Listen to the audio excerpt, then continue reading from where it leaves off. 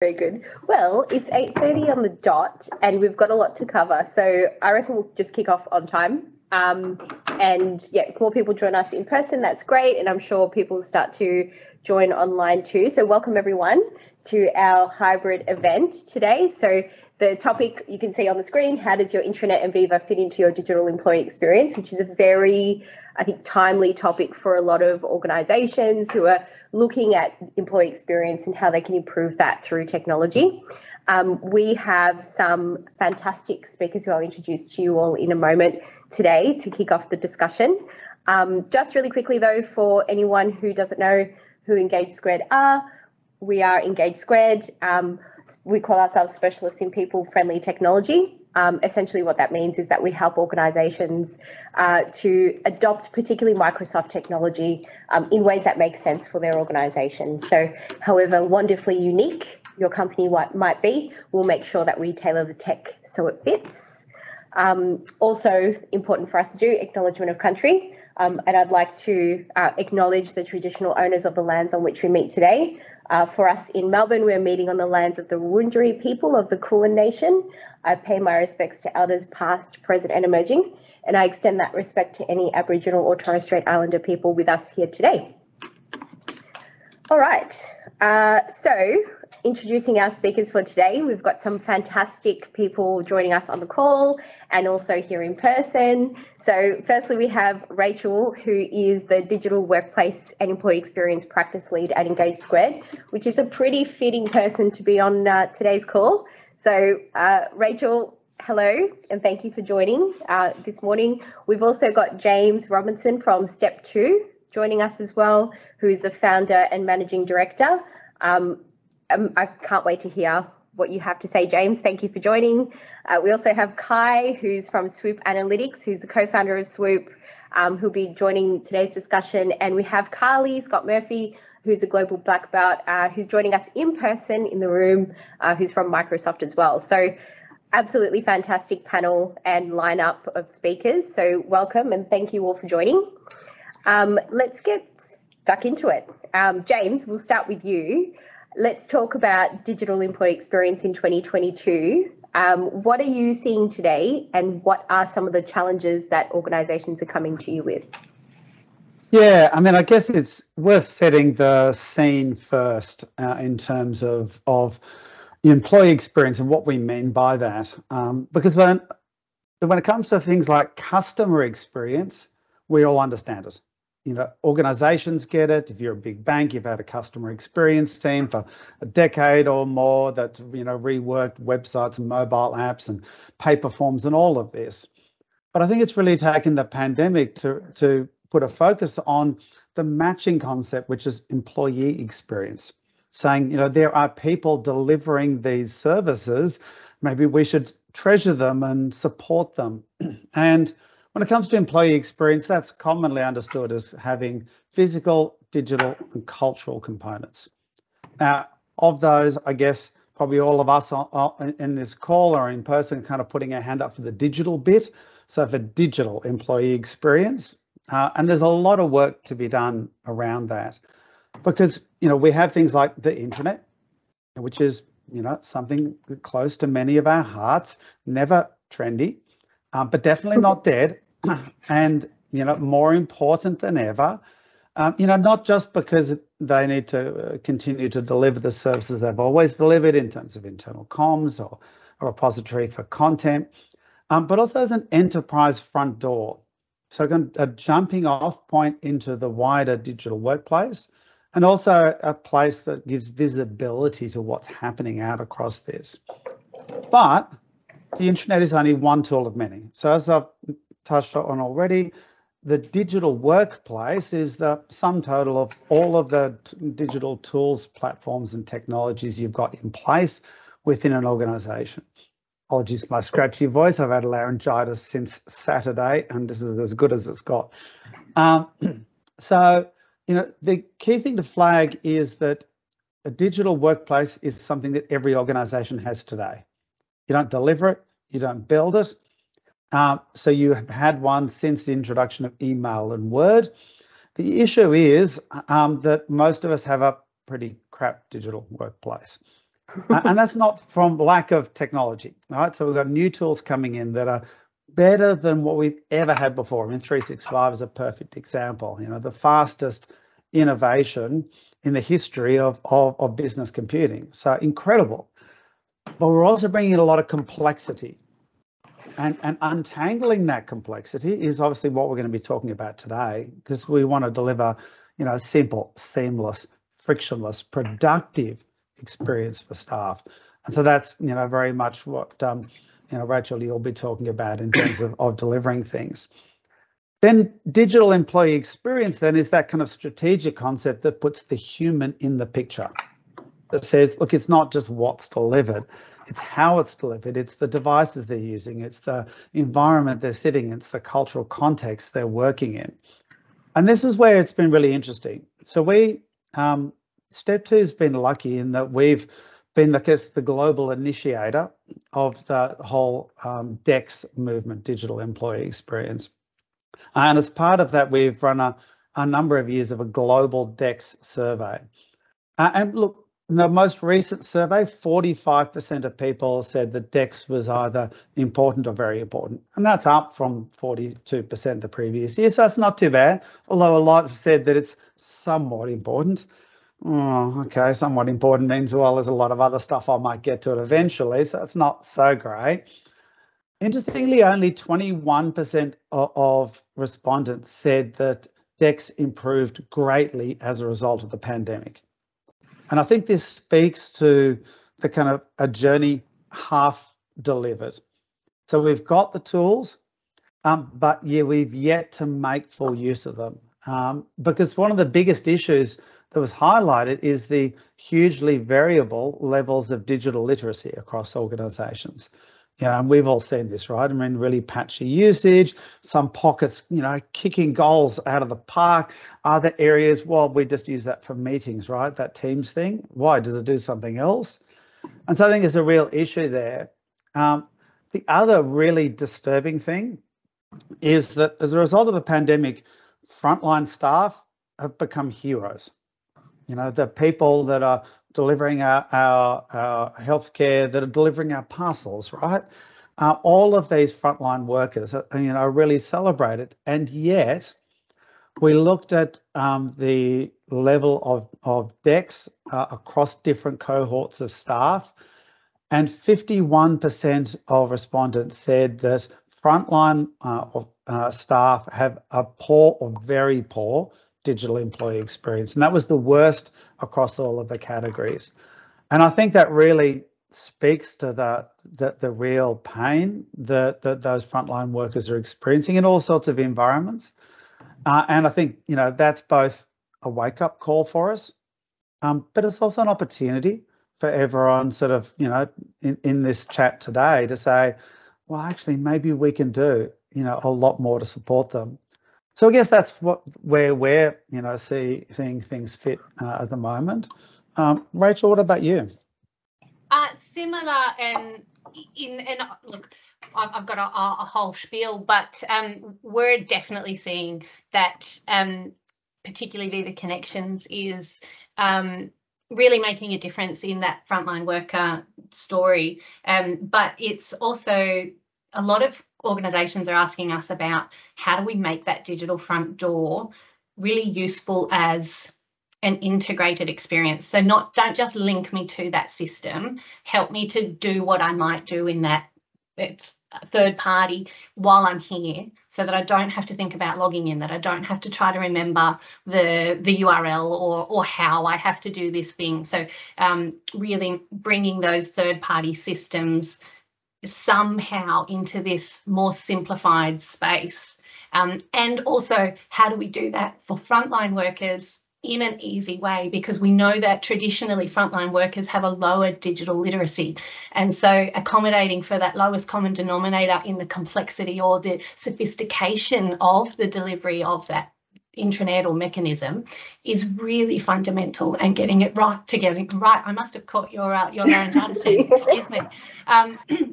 It's Kjaer, you seeing something similar?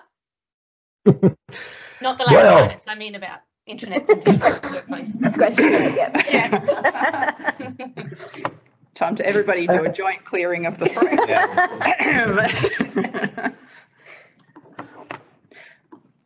Well, absolutely. So there's a couple of things, I guess, that we see a lot.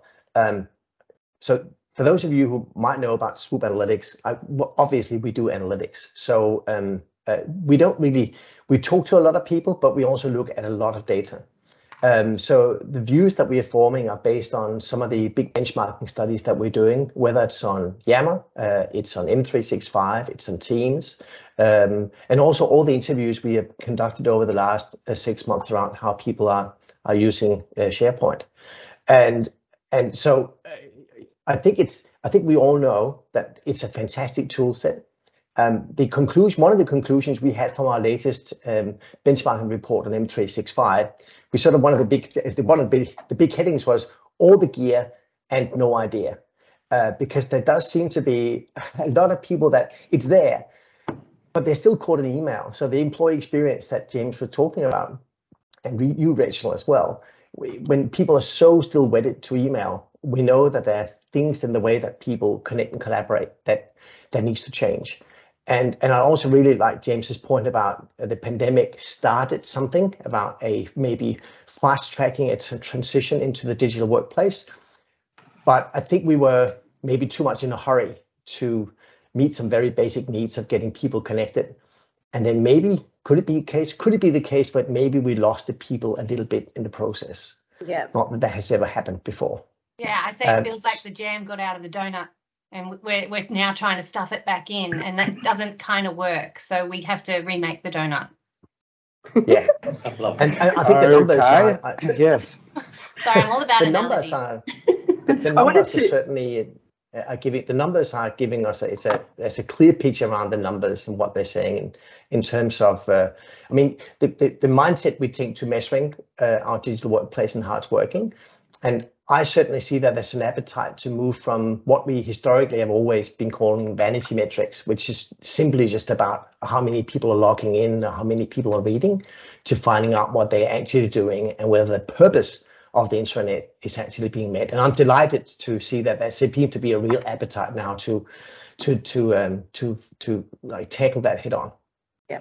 Karlee. Yeah, look, sorry, before I start, I just wanted to describe myself for anybody who's using accessible technology on this call, or anybody in the room who may not be able to see me. I'm of Australian descent with brown shoulder-length hair, wearing a bright red top, and my glasses on my head, and my pronouns are she and her, and this is Karlee speaking. I wanted to just take it back a moment to Rachel's comment about frontline and the importance of engaging frontline in conversations. I think it's really important to think about the drivers for frontline too. In a lot of conversations I've been having, people have been saying, well, we need to give the frontline access to the intranet, give them access on their phones, etc.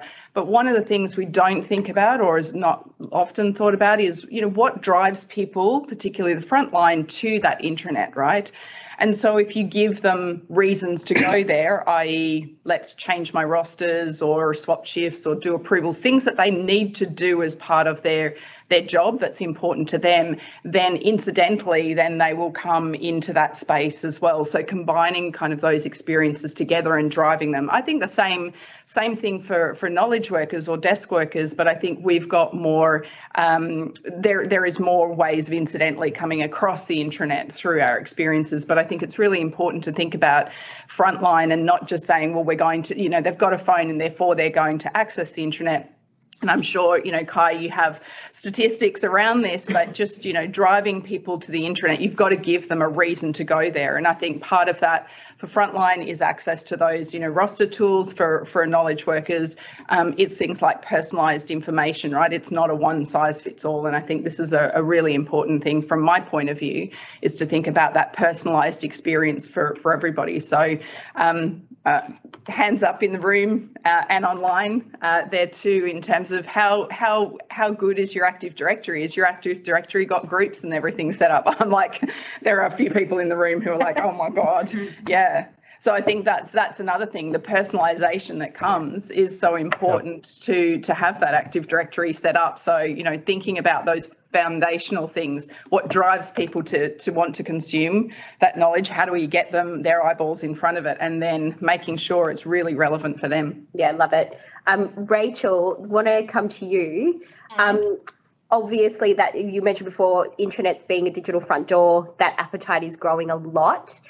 Could you share some examples of the type of work that we're doing with organisations to address this, and also some of the thinking that's going behind some of the projects that we're doing? Yep.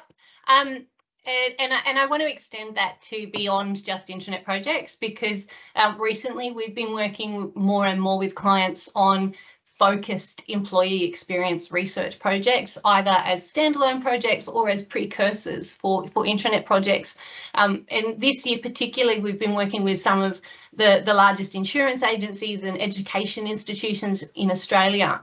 And the goal here was to understand at a deep level the challenges that their users are facing and the gaps that are in their digital experience, as well as understanding the digital landscape of each of these clients. So really developing an understanding of the different tools across their landscape, including shadow IT, because we all know it exists, and what is each tool being used for by what teams, what's working, what's not, and understanding, as we talked about before, the level of maturity and the capability in regard to technology, but also what are the aspirations for that organisation with regard to evolving their maturity level. And so then we're taking all of that information to help these clients to shape a focused digital workplace or an employee experience strategy for the next year, 2 years, and even 5 years for those clients who are looking ahead. And we're seeing these clients being really strategic about the tech that they want to use in their employee experience and where they want to invest their budget and their effort to align with their strategic outcomes, but also their organisational outcomes with regard to employee experience. And the outputs of these kinds of employee experience research or strategic project, there's many, but a few of them are things like users are feeling consulted and included and connected to the outcomes, which is fundamental when we're driving the adoption of a change or a new technology.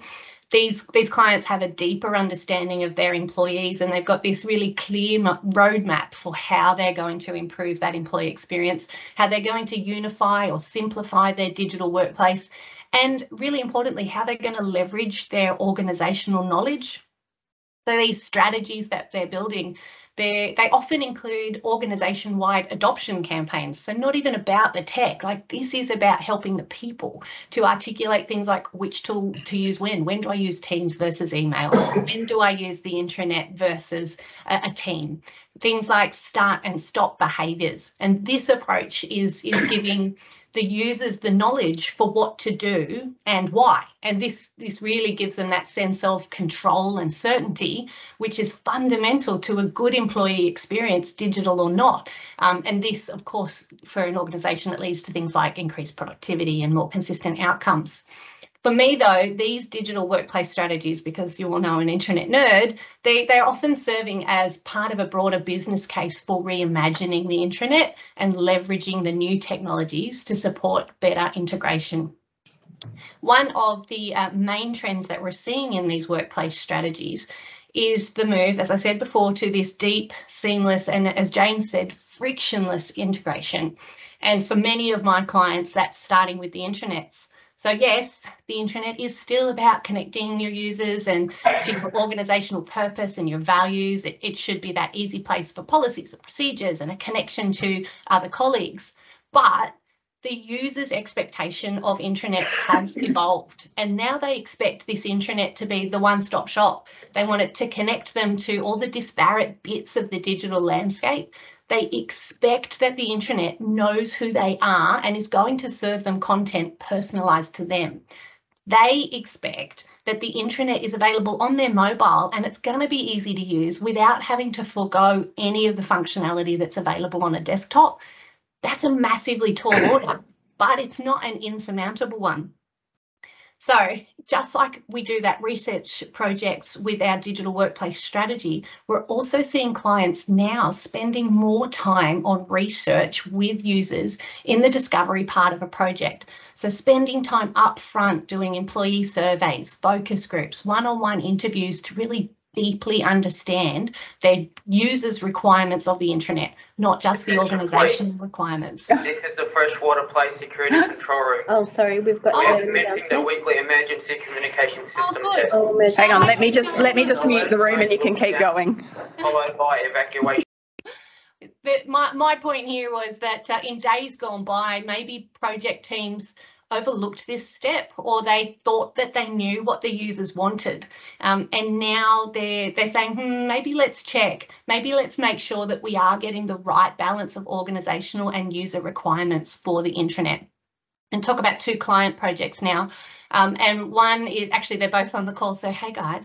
The Australian arm of a global consulting firm that I'm working with at the moment, they started their project by identifying their top audiences or personas or their user types, and then identifying the top tasks for each of these audiences. And then their focus was really on the homepage and the dashboard and the mobile experience to align to those top tasks and make it easy for those users to do the top Rachel, tasks. We're going to ask you to redo your little last bit about customers because we had an alarm going in here. Yeah, now it's concluded. So yeah, it was super loud in here. So start again with your customers again. Sorry for those online who are joining. Clause 20 I was just talking about the Australian contingent of a global consulting firm that we recently worked on their intranet, and they started their project by identifying user types and the top 10 tasks for each of those user types or personas or audiences. And then they designed the homepage and the Viva dashboard and the mobile experience around getting those users to those top 10 tasks really easily. But they took an interesting approach, and it's one that I'm seeing across a number of clients where with the Viva dashboard, they're doing an MVP approach for integration. So taking the MVP approach for launch, and then once it's launched, collecting user feedback and evolving that homepage or the dashboard to really accommodate the feedback. And the other client that I wanted to refer to is one of our key financial institutions in Australia. And about 18 months ago, they undertook a design process for their new intranet, and it resulted in some very impressive and very beautiful designs, even if I do say so myself. But the project then went on hold, and it went on hold for a number of months. And upon restarting the project, this client is now completely redesigning the homepage to align better with a strategic goal of improving the employee experience and creating this connected and integrated solution. And I love that they're doing that, because they're putting that employee experience back at the forefront of the intranet. Yep, I love that, Rachel. Yeah. Oh, sorry, go on, Karlee. I was just going to say, yeah, I mean, that kind of theme of personalisation and driving, that dashboard. We talk about Viva Connections, and that dashboard is, again, using those Active Directory groups to be able to target that dashboard. Again, not creating a one size fits all. If you're a new starter, you could target something there, or if you're part of the marketing team or the Melbourne office or things like that, you can use those Active Directory groups to really target kind of those that use. And again, that's how you drive the knowledge workers, right? The people who are using their desktop to access kind of the intranet if I go through there. But the other thing is too, I think to consider is, as the intranet is one component of a bigger strategy around communicating to your organisation, to your employees. So in terms of from the Viva perspective, we're really rethinking about how do we bring these experiences to the employees in different ways. And so, I mean, Viva Connections is one thing. You're seeing more and more, if you've heard the announcements on Friday, more and more components or experiences in the Viva suite are coming. And so Viva Connections is going to be that really critical point for that employee experience. So you come through there, you get snippets of the intranet coming through there, you get snippets from Yammer coming through, from Viva Engage, and you can bring all of these different experiences together. I mean, look, I should say that I absolutely love Yammer and I'm on it all the time, but to be honest, I'm not. I spend a lot of time in Teams and I get my Yammer notifications through those experiences. I go in through connections and consume things through there. I go in and do my health check through there when I come in the door. And so that's how I get access to the intranet. The other thing that I really think is important to consider, and for those of you who know about Viva Topics, which is around using AI to create and update, keep regular updating of topics and experts and documents and knowledge all together in one place in a topic page. Consider something like a dynamic intranet and using that topics page that's continuously kind of updating, because one of the biggest challenges with intranet is pages get stale. So how can you use technology like the AI in Viva Topics to continuously update and create that experience? So when I go into that page, I lead our mental health peer support program across Asia here at Microsoft, and I have my Real Mates page that's there, and that's continuously updating with information. And I go through as kind of one of the owners of that page of those experts, and I go through and go, yeah, actually, no, that document's not relevant, or we've got a new cohort of Real Mates, I'll add them to the experts. But I'm using that page as kind of really a dynamic approach and dynamic thinking to kind of the intranet. And, you know, I think it's just really important, you know, though, like Rachel said, it's really important to listen and to really think about what are the key things and don't make assumptions about what are the key things that employees want. And, you know, we did the same here at Microsoft when we rolled out Viva Connections. There was a Yammer post that went out and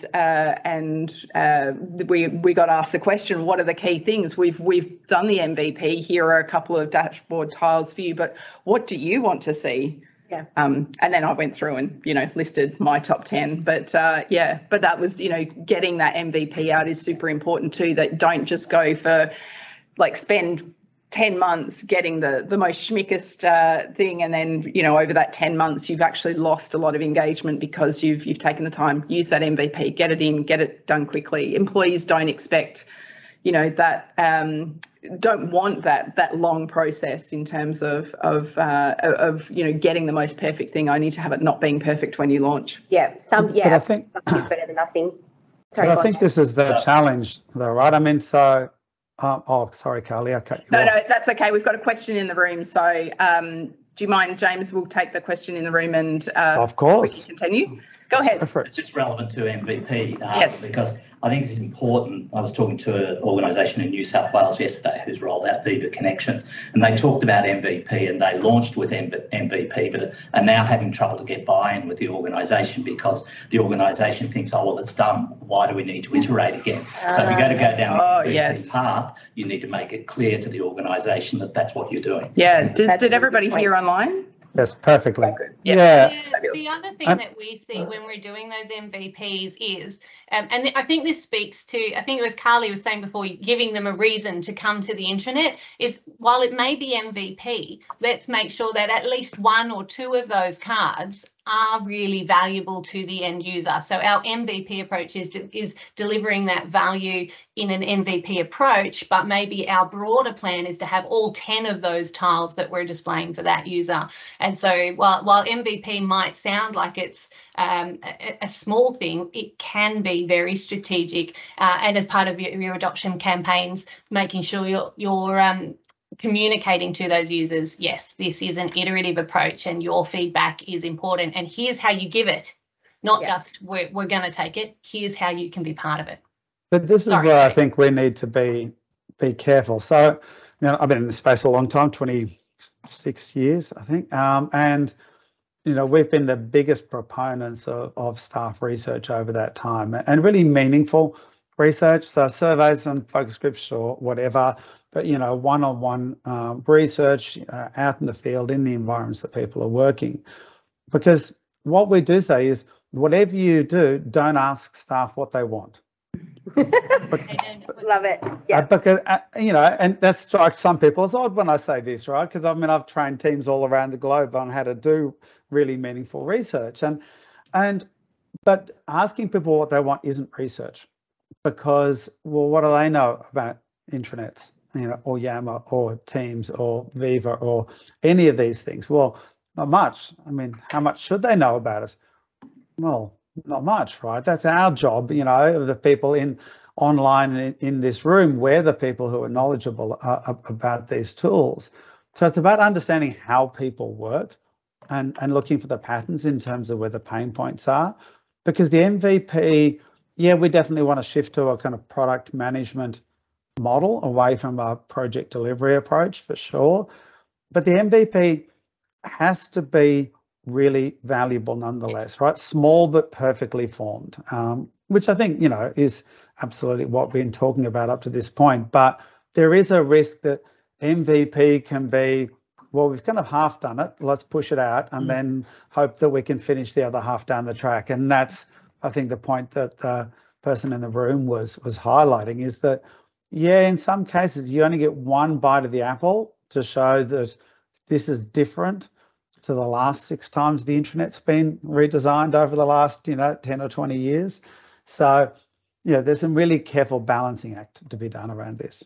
Yeah, I love it. Oh my gosh, I've had so many pings and ideas. I wish I had my notebook in front of me to write down all the ideas. I just wanted to quickly go off script for a minute and share my screen, because while everyone was talking, particularly you, Rach, hopefully you can all see that. Oh, yep. Yeah, it's coming up now. I just wanted to talk about integration and, delivering something of value and giving people a reason why. I think, and this is going to sound like I really have drunk the Microsoft Kool-Aid, but the way that the way that Microsoft are investing in partnerships and more integration within their platform, I think is really, really, really key. And that's the big opportunity that a lot of organizations have. And Microsoft is providing that platform. So I just thought I'd flash this up for anyone who's not familiar with the types of integrations that are possible with Microsoft Viva and the investment that Microsoft is making in this space. And I think on the flip side too, the offering that's there and what we've done in this space, organizations and partners are actually realizing, what, this is super important. This is going to change, move the dial for the employee experience. And so it's not just us, but it's the other side too, saying, hey, we want to kind of connect our experiences into the flow of work. And it's really important here that this isn't just, if we look at kind of the whole Viva kind of offering, it's not about just putting a third-party app in Teams, right? It is about that connected in the flow of work experience. How do we bring these things where people are at and where they're working, and the majority of people working within Teams? And so it's really important to understand, with apps like Viva Learning, for example, it's about bringing that learning into the flow of work. It's not just about putting it there in Teams. And so that's a really important thing. But there is definitely investment and interest on both sides of the fence. Yeah, for sure. Yeah. I just brought up all the gear, didn't I, Kai, that people have no idea about. So try to deliver that. Rachel, just because we're talking about Viva, where does Viva fit into all of this when we're looking at digital employee experience? I genuinely, there is not a single intranet project that I'm working on across the entire practice where we're not talking about Viva connections. And yes, that's largely because we're a Microsoft shop, right? So all our intranets are SharePoint Online Modern. But this is what we're seeing happening. And that's because it feels like it's a no-brainer, right? Because out of the box, Connections meets that mobile access requirement. It meets the audience targeting content of having content that is personalized to me at the time that I need it. But it's the dashboard in Viva Connections, and I know I've talked about it a lot, but that's what is making me really excited at the moment, because we see this trend of, and I've talked about it before, all the different systems. And I saw Dan from ANZ's comment around, the HR one-stop shop and the IT one-stop shop. And we do have those disparate collections of content or work across that digital workspace. And Connections gives us an opportunity to connect those spaces in an intelligent way if we do it in a well thought out way. So for me, the dashboard, when it's done properly, should be that audience targeted set of actions. It should help me as the user perform a day-to-day task that I need to do. that, as Karlee said, that might be approvals, it might be rosters, it might be managing my leave or doing training or my shift, but not all of those things are done in SharePoint Online. And that's why I feel the dashboard's a bit of magic, because it's designed, as you say, Claudia, to make that integration with the third-party systems and those partnered organisations to make it easier. And therefore, for me, it's a key player in the strategic strategy of your intranet, but also that broader digital workplace and employee experience strategy projects. I might talk a little bit about a recent client that rolled out the dashboard. So it's they rolled out a modern intranet and Viva Connections dashboard. They are a large gaming and entertainment client, and they did this with the aim. One of their aims was to retire a custom mobile application that they had, and so they also wanted to connect their frontline workers back to the organisation through communications and social networking. So it was a very deliberate approach by the client to bring the frontline worker cohort closer to the organisational values, but also to be giving them a voice. So yes, they used out-of-the-box cards in the first place, but just like we're talking about with evolving that digital workplace and that implementation of the Viva Connections dashboard, they too are looking now to integrate better with things like ServiceNow. And so the dashboard in Viva Connections is really helping the intranet to be that one-stop shop. It's the concept that it's giving me easy access to all the tools and the information. And so if you're an organisation that is looking at the intranet from a strategic perspective, some of those questions should be, how can an integrated digital space meet our organisational strategic employee experience goals? That's a very long question, but a really important one. So starting from that strategic goal of plugging the holes in employee experience or taking advantage of opportunity, i.e. the frontline worker story. And then how can we reduce the complexity across our digital landscape?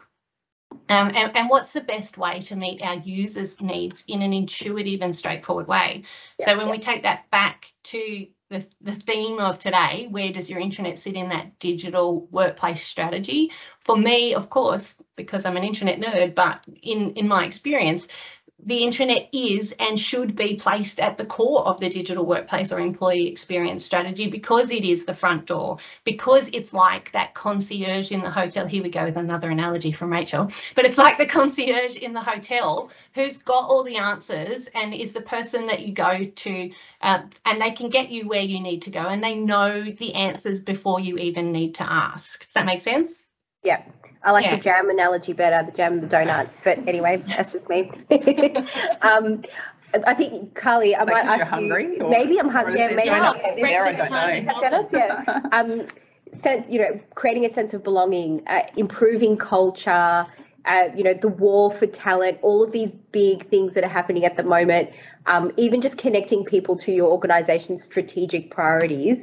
They're all really big problems that the Viva platform as a whole are trying to solve. What's your take on where Viva fits into digital employee experience? Yeah, well, I've mentioned kind of throughout the whole thing, right, it is about connection. And I think one of, if you look at any of the Work Trend Index reports that we've released, and if you don't know that there's, and maybe one of my Microsoft colleagues online can tag it in the chat, but around last week, we released another Work Trend Index report from looking at kind of that employee experience angle, and I think it's just really important about connection, right? How do we bring that connection back into the office, but also just in our remote environment? If we look at research that's been done over the last couple of years in the pandemic, we've seen kind of those networks really kind of shrink in and be there. So how do we use that? How do we use the intranet to really start connecting people not only only to information, to experts, to knowledge, to communities as well. So, I mean, the announcements that we made last week was around things like Amplify, so Viva Amplify, which is a new experience that we're bringing out for communication teams, to have that one-stop shop that you don't have to copy and paste to go from SharePoint to email to Yammer to every, you know, that one space to kind of send out that message. But it's just so important to be able to connect people to the message and the purpose of the organisation. I think fundamentally that's kind of what, if we talk about kind of engagement and engaging employees, I think fundamentally for me, that's really the pinnacle of this, is really to connect people to the mission, to the purpose of the organisation. I say to anybody who asks me, like, I've drunk the Kool-Aid by the Gatorade bucket, right? I will say to anybody, right, I feel like I'll be at Microsoft for the rest of my career, and part of that is because I'm connected to the mission and the purpose. I feel like I'm adding value to what we're doing, right? I believe in what we're doing. And part of that is because of our communication strategy. Part of that is through our leadership and our culture. But being able to connect people to that mission and engage people. I mean, yes, if you're going to offer me $500,000 more to go and work somewhere else, by all means, I'm there. But you know, if it's a matter of, like, you know, a smaller amount of money, you know, we can't all compete in terms of salary, and so we need to think about other ways to engage employees, to make them feel connected and think, you know what, I don't want to go and work somewhere else because I'm happy here. And if we've got that connection, that's one of the components to it. And, you know, if we look at the broader Viva suite, you know, connecting to kind of learning in the flow of work and being able to do that, using our insights to be able to understand how I work and nudge my own behaviours so that I'm, you know, working in a much more healthier way, being connected to knowledge so that I'm not split focusing and diving down when I go to Bing to search. I'm like, oh, there's an article about some royal, let's dive down there, right? Having that knowledge in the flow of my work rather than me disconnecting, but providing these experiences, it's just so important. But I think fundamentally for me, hands down, it is about connecting to purpose and the mission of the company, and the intranet is one of those ways that gets that information there. But again, I think just thinking about it, the intranet is not the only place. We need to think about this in a different way now, and thinking about personalising. How do we get that knowledge to people, whether that's through Yammer, through intranet, through email, through Teams channels. We've got a whole variety of places, but how do we make that experience easier and more seamless? Yep. Go ahead. So I just want to have a quick question. It's Luke here from National Australia Bank. So just to the speakers, I've got a question around, and I love the fact, Rachel, you said that the intranet is sort of an organizational wide sort of place, that we talk about the organizational strategy. But if we bring that down to where it has a home in a large organization, and I know, James, you've been in this for a long time, is somebody has to own that, or do they? And if they do, where's its home now, and where do you see that in the future around ownership of this thing? That is such a good question. So someone has to lead it, is what I would say first off. So there has to be, you know, an individual, a group who are as passionate as Rachel, Karlee, or myself, you know, are around this intranet thing, right? So someone has to kind of drive this in a positive, inclusive way. You know, what we do say though is a couple of things. First off, we don't care where the intranet team sits, as long as they have the right skills and focus and the support from their leaders. And skills and focus is very much around what we've been talking about today. So that's around, you know, a real passion for helping staff, around, you know, improving communications, connecting people and the like. That being said, you know, the digital workplace that all this sits in, I mean, there's never going to be one leader or owner around that. And so the more we look at the bigger picture, governance needs to become more democratic, is what we talk about, where it's a kind of, someone said to me when I was presenting at a conference in Europe, they said, digital workplace governance, when people get together to make decisions, they have to be sitting at a round table, right? Because there can't be one head of digital workplace. It can't be, in practice, one owner of digital employee experience. So there must be a meeting of equals, which is not easy, right? That's a tricky governance model to pull off. But I mean, what are you seeing, Rachel? We advocate strongly across all our clients that they set up an ongoing, two things, an ongoing business as usual management steering committee, right? So those people that are talking about this content is requested, should we add it? Does it fit within our guiding principles for the kind of stuff that goes on our intranet? And this content's come up as out of date. Do we need it? Can we turf it? Who owns it, etc. So those sorts of BAU people meeting regularly, but also either the same team or a secondary team meeting in an ongoing way to discuss new features. So is it Engage that's just come out, or Amplify, or is it that we know that there's a third-party tool that might integrate nicely with our intranet, or is it just that we've changed the way we want to use the intranet and we need to talk about it and make a decision about how we're going to move forward with that change in process. So we're advocating for steering committees. And I think, Luke, part of your question is, well, is the internet owner comms or IT or marketing or, and I think it is all of them. So it's not the answer that I think is easy to implement across many organisations, but if you go with an IT-led intranet that only IT owns, you'll have that same intranet and you'll be doing your intranet project again in 5 years.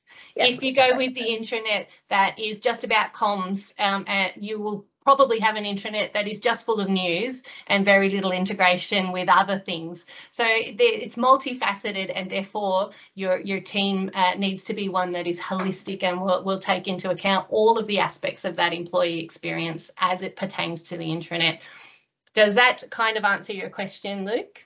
Definitely getting there. Yeah, thank you. And that's actually a really nice segue into the next question. Let's talk about measuring success. Kai, you're probably a good person to ask about this, right? So obviously building a great experience is only the start. Really getting the right levels of adoption and engagement is crucial so that you're not redoing everything and spending lots of money and wasting money again in a few years' time. So can you share your perspective on tracking engagement and why it's important to do this regularly? Absolutely. It's interesting if you think about the conversations we've had up until now. There was a question around how do we personalize content? Like how do we target things to a particular segment or particular audience? Well, from a measurement perspective, that's really, really important, because if we start to think about audience targeting, we do that because we want the right content to land the right person at the right time. Well, we better measure that, don't we? We better make sure that the right people actually got that piece of content at the right time. And if you also think about the tools so James made a good point about saying, well, should we ask people what they want? Can we really, do they know what they want? And I think many people who have, that's certainly what we've learned over the last year or so. When we ask people how you're currently measuring your intranets, they say, well, we're using Google Analytics or Adobe Analytics. That's, I say, well, what do you use that for? Well, that's kind of, we ask the website team what they use for public. And so that's what we're using too. And so they go, well, but is that really what we should be doing? Or is that just because someone else thought that was a good idea? And if you really think about it, say, what's the purpose of a public-facing website? Well, that's to attract people and get them to spend a lot of time there and go through a funnel and buy stuff. So the longer time they spend there, the better. What about the intranet? If you put it out to your colleagues that the purpose of the intranet is to get people to spend as much time on it as possible, I don't think you'd be in the job for very long. You want them to come there, get stuff done, go back to work, right? So the purpose, what you want to measure, the metrics you want to have a look at, I don't really think it should be something that we should leave to people to decide for themselves what they historically have found is interesting to look at. But it's actually what really makes good sense. If you think something about a news article, for instance, Should people be spending a long time or a short time reading that compared to some sort of, HR landing page where there's a bunch of links to systems? Well, they probably only spent a bit of time the first time they go to that intranet page, and after that, all they go is go there, click on it, and move on. So you've got to be really careful when you look at your like a news page. People probably only read once, and we expect them to spend longer time reading that. But is it the right audience that's reading that news article? And so you see, like that's why I'm sort of diving into the points you've made here. We really have to really think about the audience bit. And someone in the chat was talking about, well, how do we manage Active Directory? Karlee, you talked about the roles and the personalization. That is really, really important from a metrics perspective. And when we do the MVPs, as we talked about earlier, if we don't have any measurement building, even at the point where we design the MVP, how on earth are we going to know whether that was a success or not? So I think that's we also another point. Karlee, you talked about this whole thing about feeling connected.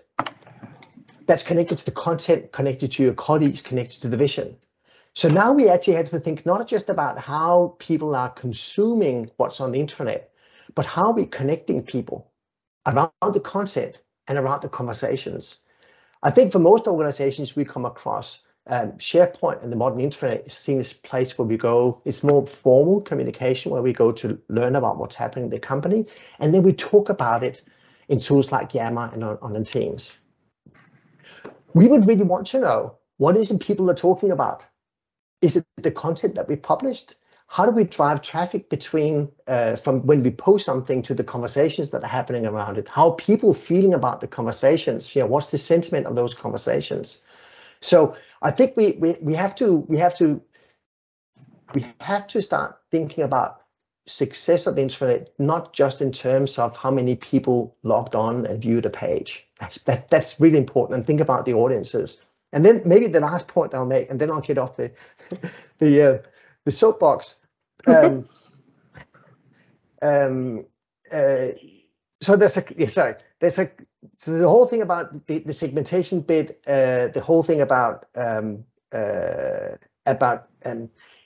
not really thinking about the metrics that are important in terms of, as I said, is it the time on page? Is it what type of page are people looking at?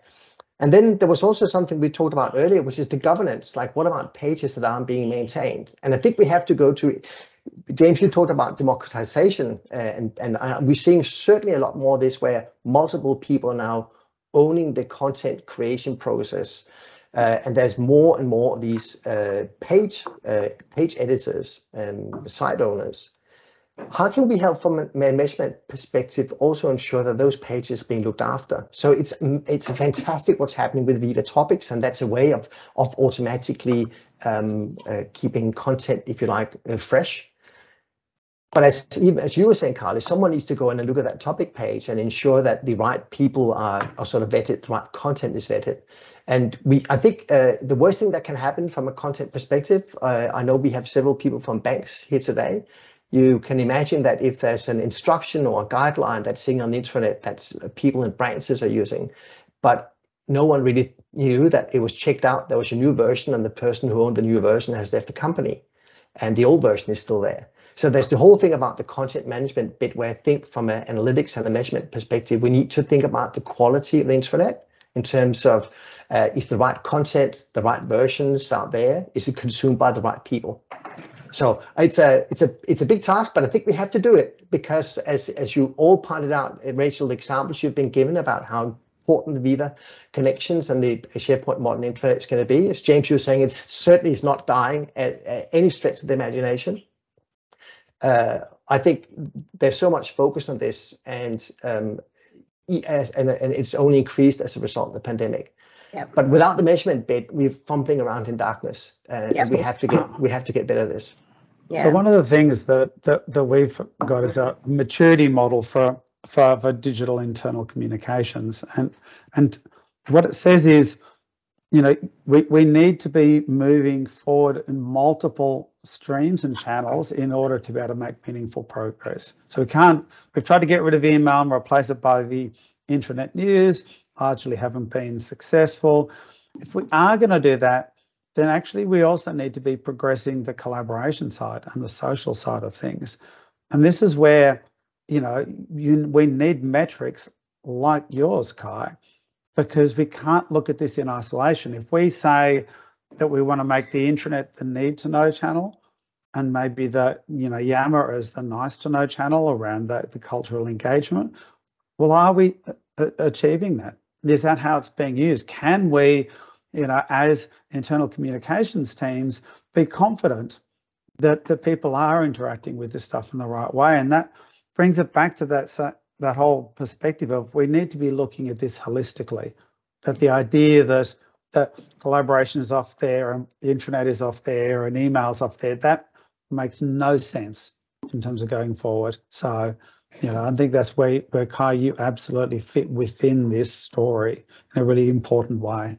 Yeah, and I think as well, even coming back to when we first started the conversation, James, what you were saying, around 21% of respondents feel like they haven't actually made that much progress towards improving their digital workplace. And a lot of that is down to behaviour, bad habits, right? We've had it all along. It's not something that came out of just the pandemic.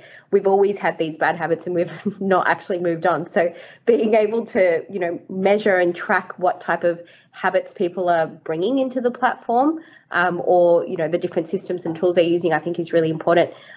We've got 5 minutes left, so we'll finish with you, James. Where do people start from a strategic perspective? Can you share your top 3 tips for aligning your intranet and also platforms like Viva with your broader digital employee experience strategy?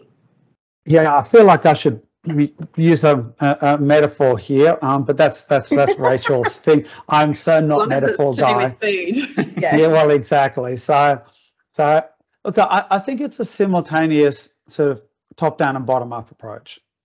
So what we're finding is when we're talking with senior leaders and we're getting a chance to speak with senior leaders, more than we ever have in the past. And when we go and talk to them about digital employee experience, that's not a term they've heard, but it's a term they get straight away, right? We're finding we're pushing on an open door where they're saying, look, actually, we know that we're doing good initiatives, but they're all in isolation. And we know it's not fitting together and we don't know how to kind of bring this together as a narrative. And so I think DEX as a strategic concept is something that we should be talking about more with leaders in order to help align our activities to business strategy. The bottom up then is absolutely what everyone has been talking about today, and it brings great delight to my heart, which is putting the human at the centre of this picture, not in theory, but in practice, going off and actually spending time with staff, listening to them and looking at the environments in which they work. And then it's, something that Rachel highlighted. I mean, it's then that intersection of, what are the needs and issues of staff that align with or match up with organisational strategy. Because that says, look, there's 100 problems. I'm only going to fix 20. We're only going to do 5 in the MVP. Which are those ones? And so that's where, I really think that, I guess is that final tip to turning it around is, always bring it back to the human in the picture, their needs, their issues, whether that's practically in terms of completing tasks, whether that's culturally in terms of feeling, a sense of engagement with the organisation. If we understand their needs, if we tell their stories, and if we design solutions that work well for them, then, we're going to get great outcomes in everything that we do. Yeah, I love it. We have 2 minutes left. Does anyone have any questions? If not, I might ask a bonus question of Karlee, seeing as we have someone who has insider knowledge. We've got a question in the room, yes? Yeah, I think James mentioned about the holistically looking at how we bring it all together. From a tools point of view, I know Microsoft sort of pushing Teams as that business OS, I guess, in how we bring all that together. Is there something else happening around that front as well? Because to have, sending people across different of these channels, which tool when, how can we get that working better from the teams and stuff point of view? Glad you asked. Segue into it. So Connections, as I've said before, Connections is, from a Viva experience perspective, is where we're kind of looking at that homepage for teams, right? That connected experience for employees. And so it's around that place as an employee where I go to start my day. Whether that's on the bus on my mobile or whether that's at my desktop, but the whole idea of that personalised experience in terms of, well, because of my Active Directory, I'm a manager and therefore I need approvals, the approvals tile in there, and I'm a new starter, so I'm going to have my new starter stuff, right? That what tool when becomes, because we've personalised it using those Active Directory groups, assuming everybody's Active Directory groups are polished and scrubbed, but creating that experience. So in terms of referring to kind of to your bonus question about kind of what's coming. So we've had Viva Connections 1.0, we've got Viva Connections 2.0 coming, right? So a redesigned experience in terms of that too. So we've been listening to customer feedback, listening to our own employees' feedback. Of the whole Viva suite, we are customer zero. We are building this technology for us because we see it as being important. And our leaders see that employee experience as not just being an IT thing or an HR thing, like I think Dan was mentioning on the chat, right? It's not about these individual things, but we look at it as a holistic approach in terms of everybody every room in the house is responsible for the employee experience. And if you think about it, if you look back on the customer experience, I'm sure you've all got customer experience teams who've done the data, run the programs. How do we create moments that matter for our customers out there? How do we engage them? How do we retain loyalty? We're just flipping this internally on our heads and saying, how do we do this now for internal employees? So we're going through that same process 20 years ago where we went, oh, you know what? We need customer data. Why do you need customer data? Who's responsible for the customer? Everybody's responsible for the customer. Exactly the same process, except now we're looking at it internally and looking at, what drives the employee engagement? How does that help? How do I connect what to where?